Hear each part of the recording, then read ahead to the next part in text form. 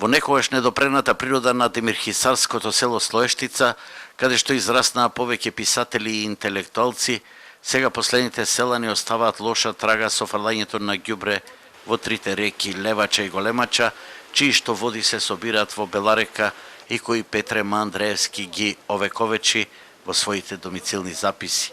Денеска активисти од Меѓународниот центар за уметност Art Point Гумно преку кампањата Не игнорирај, реагирај со поддршка на општината, локални активисти и еко-герила метиси со класнето од Битола ги чистеа речните депонии нови реки. Кога ќе ги прашате луѓето каде го фрлате отпадот, ќе ви речат врека. Каде? Пушти го по река, нека оди удобно. Овие реки не се само селски, овие реки се на целиот свет, на цела Македонија, на целиот свет. Сите води се поврзани. Тоа ѓубре го фрламе, тоа ни се враќа, за жал климатските промени го докажаа тоа.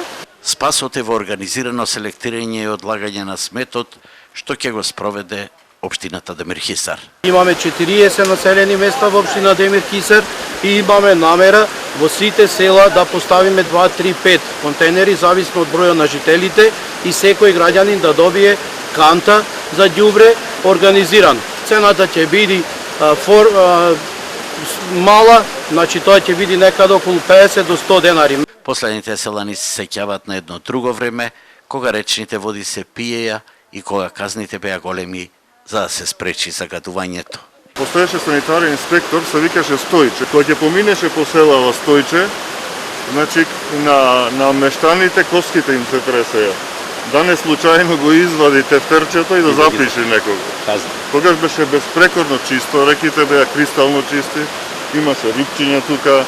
Тука се уште обстојуваат тендемските видови на пелагониска пастрмка и речен рак, кои се загрозени видови, а евлата што вирее покрај речните корита не е обично дрво, туку е и живеалиште за животни и инсекти со референтни вредности во рамките на европскиот биодиверзитет.